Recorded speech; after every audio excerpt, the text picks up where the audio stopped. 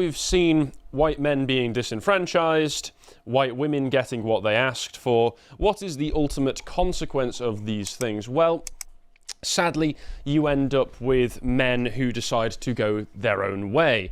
You find men who decide to take the red pill and exit the matrix and follow influencers like Andrew Tate, who the establishment absolutely hates, and we have our own issues with him here, but that's not the subject of this discussion. And as a result of all of these young men deciding that they want to follow influencers like Tate, they have decided that they are going to send boys in UK schools on courses to tackle misogyny. God, imagine being hectored by 40-year-old feminist Karens. This is what I mean. This is where it starts. You begin, if your mother is kind and considerate at home and you don't experience the scolding, the hectoring, the long housing there, if she encourages you and cares about you, well, at school they hate you and they will do the opposite.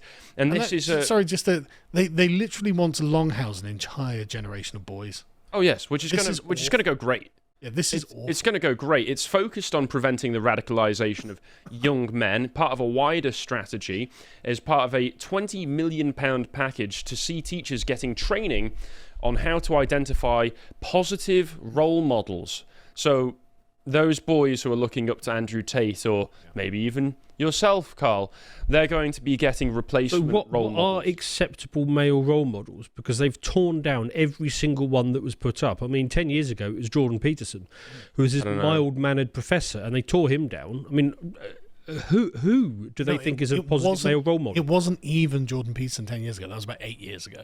Right. Dylan Mulvaney? I guess that is... RuPaul? Keir Starmer, maybe? I don't know. Keir Starmer and his plate of beans. For anyone wondering, Keir Starmer was recently doing one of those sort of photo ops with, I don't know, firemen or something like that, and they're all eating full English breakfast, but Keir Starmer has a bowl of beans with no cutlery. Very big. And it's just like, this is terrible optics. He's probably so unimaginative he can't comprehend taste. But doesn't he have a PR team who are like, right, okay, he needs at least a spoon to eat the beans with? I feel like anyway, after Southport, his PR team gave up altogether. After he gave all of those interviews where he said, I have no inner life and no personal interests, they said, well, just let him carry on then. We're completely hopeless. But perhaps Zach Polanski, positive role model for men. God. Ed Miliband. Who's the most soy man that you can think of? Oh, it's Ed Miliband. Yeah, Jones? Yes. There you go. Owen Jones, yeah. So they're going to present new role models for them, and schools will take part in the teacher training pilot, and those schools will be chosen next year, while ministers will aim for all secondary schools to teach healthy relationship sessions by the end of this parliament. So it's a bad enough time in most schools teaching the education, yes, like the actual subjects that they're supposed to. Now you're expecting, I mean, this has been something going on for years as well, but now you're expecting them to teach healthy relationships. Your childless, husbandless female teacher who has a great relationship with her cats and boxes of wine at home is going to teach you how to identify healthy relationships. I mean, I'm wondering how this proposal got through, because surely there must have been at least one male in the room who could have said, if you do this, it will backfire spectacular. That male was Keir Starmer. No, that male was probably like Wes Streeting or something. Or Wes Streeting, or Ed Miliband. But this is Jess Phillips and her women's section of the Home Office or whatever. She genuinely hates men. Yeah, I know. Which is why we've got this. But on the plus side, this is going to be a golden era for Andrew Tate's Rumble figures. Good news for Andrew Tate. His numbers are going to skyrocket. So what we're thinking is there going like to be the Streisand effect. Yeah. There's going to be like 3 boys in the room who haven't yet heard of Andrew Tate, yes. And when they get the Andrew Tate hour of hate, they're going to be like, got to check this guy out. Yeah, exactly. Maybe we can get us added to the list. Maybe. But this is the thing. Like, there were going to be loads. I went through the numbers the other day. And it's something like about 30% of young boys have got a positive opinion of Andrew Tate. Now, that doesn't mean they watch Andrew Tate all the time. That just means they think he's okay, and now I'm going to get on and play. They probably like him because he represents the opposite of the opposite of everything they hate. But if they're being lectured about this on a weekly basis, right? It's time for your anti-misogyny lessons. Oh God, it's like doing RE or his something. number's going to rip. They're going to invent new slurs to throw at the teachers for this. Exactly. And if Andrew Tate then on Saturday afternoon or something does his stream being like blah blah blah blah blah, women bad, who's going to get the numbers? Well, that's what they're doing. And of course, the start of the story here, because there's a deeper message to all of this, starts with Rupert Lowe pointing out that if you care about actual women's safety in the country, then the schoolboys, certain schoolboys, aren't the threat. He says that importing countless young men from third world cultures that treat women like dirt, implied here, and assault them, is the threat. Forcing this ridiculous guilt on young, decent lads is truly despicable. Correct. Rupert Lowe coming out with common sense logic. One good MP. Again, and David Aronovich, a nonsensible person, not a good person that I like, says Rupert will want to remind us of the ethnicity of the murderer of Sarah Everard. Why are we picking example. why are we cherry picking that example, David? At which point Rupert Lowe invokes those two magic words we all know so well. Per capita. Yes. Which is where the story truly begins. Because obviously it's a festive time of year. It's a time of year where we go to see our family and celebrate the truly good things in life. But it's also important around Christmas time to pay a thought to the needy.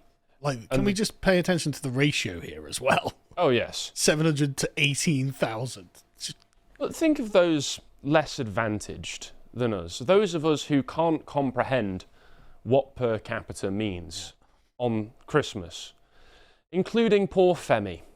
Femi Oluwole, a law graduate somehow, sent to a private school, wasted education. Honestly, it's going to be very similar to the David Lammy legal career. It really is. He responds, and, say your prayers in the comments and in the replies and in the chat right now, because it really is quite a sad sight. He says, if per capita is your excuse for focusing more on the crimes of minorities, when you know that white people commit far more, you care about more about racial point scoring than protecting women, at which point in his confused anger, Femi goes on to call Rupert an S stain on humanity. This really is quite a tragic sight that we have in front of us.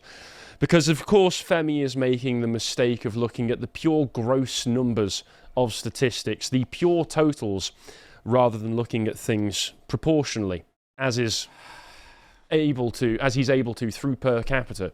Can we help Femi this Christmas to make the breakthrough that he so desperately needs?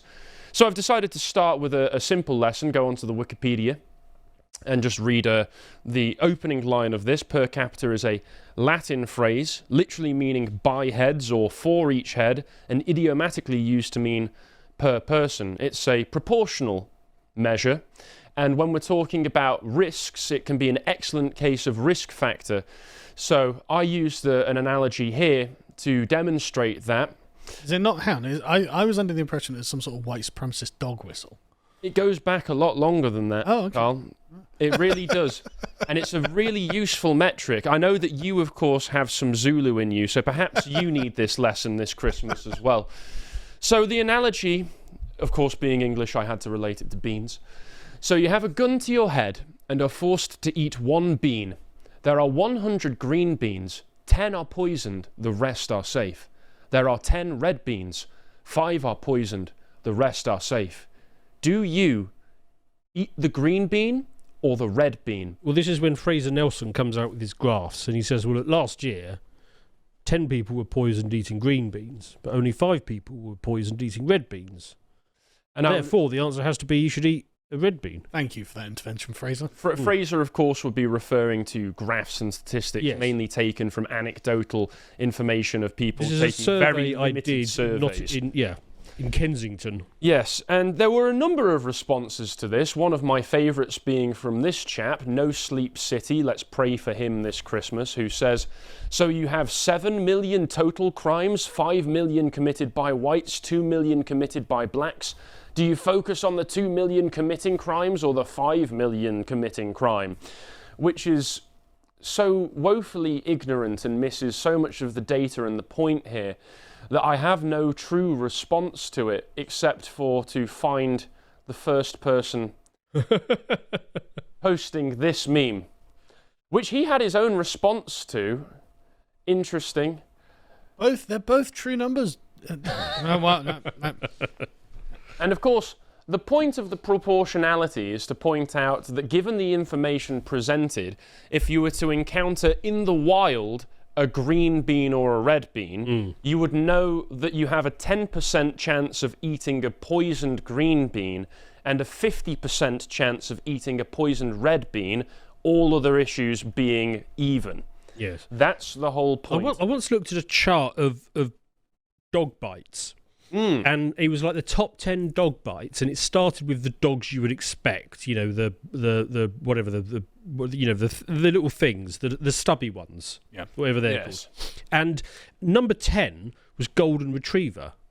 And I thought, oh, that's odd. What's going on here? And there's a little note saying, yeah, that's because golden retrievers make up like 80% of household dogs, and because there's so many of them and such wide interpretation of what counts as a bite, they're on the list. Well, Femi caught wind of my little analogy, and of course, being the tragic case that he is, struggled somewhat in his response, citing ONS data from the year ending in 2017.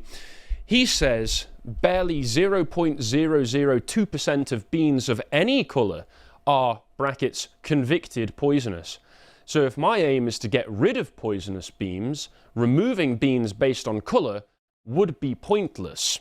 And even if we binned all of the dark ones, I said red, not dark, strange, it would still leave 71% of poison victims who you don't care about.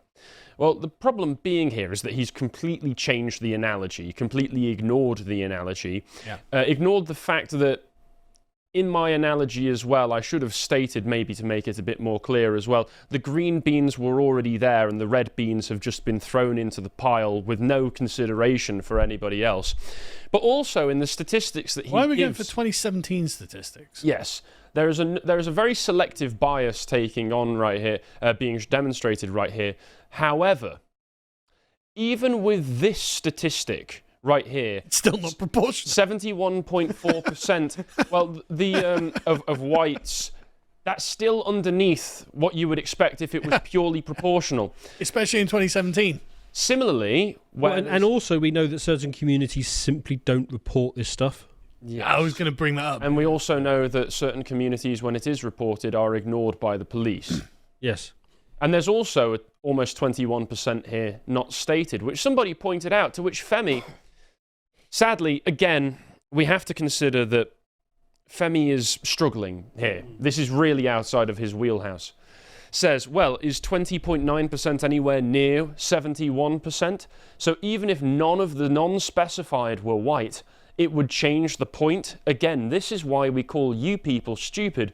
The problem, of course, being that if the historian at the end just howling with laughter. Yeah, you really just don't understand it. This is not a stone that Femi wants to be throwing. Yeah, if you were to distribute this across all of the non-white categories here, that would make them massively disproportionate to their population size.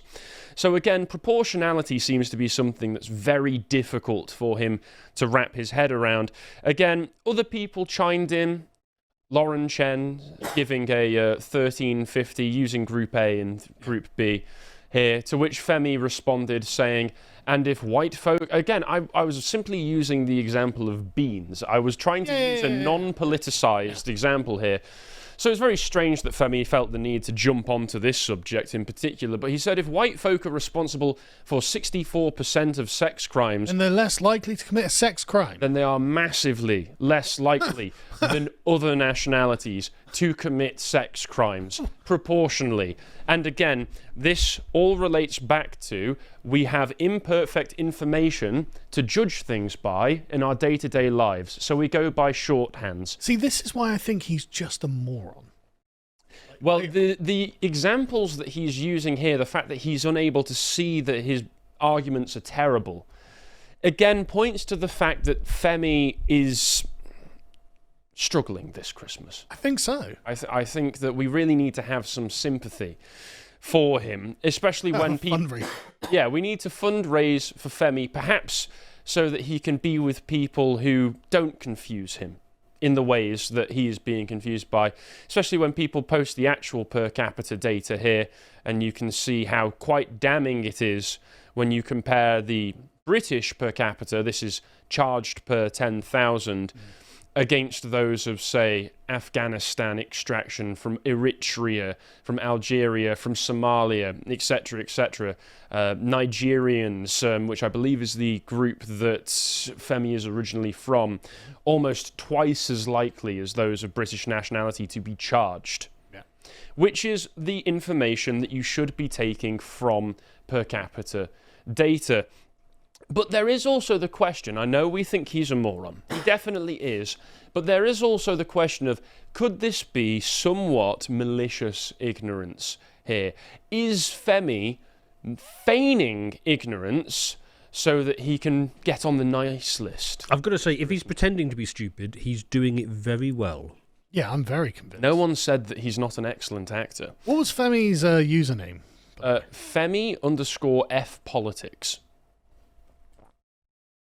There you are. Yeah, he gets ratioed a lot. Constantly. He's constantly. 0 ratios.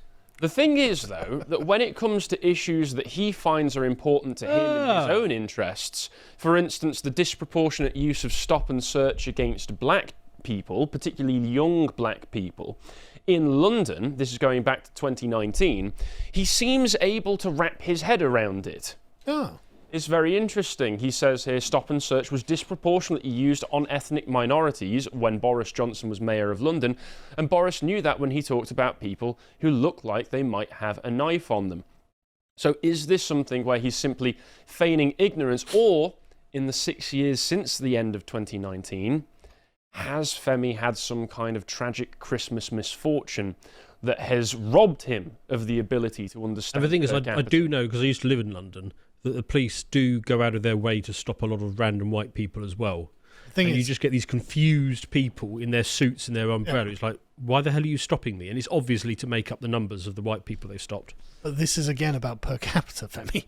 Yes. Per capita explains why it's disproportionate. But that's my point. Yeah. When you dig up the numbers, you'll probably find that more white people are stopped and searched than just black to make people. up the numbers, I agree. Yes. But like this being like, it's racist, like, okay.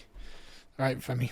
Yes, when I say that this could be malicious ignorance, it's because returning to the new government-mandated school curriculum to stop boys hating women or something, is that it all seems to tie back to the fact that Femi wants to highlight examples where there were white men committing sex crimes for which they are charged and hopefully, of course, if they are guilty, put away in prison, as is right, because you administer the law fairly.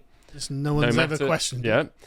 Saying that this is why Reform UK must never be allowed into power, or men like Philip Young, Philip Young and his 5 mates have been charged with the rape of a woman over 13 years. Of course he should go to prison, but he says in this video that it shouldn't be racially looked at, it should just be looked at as a man problem.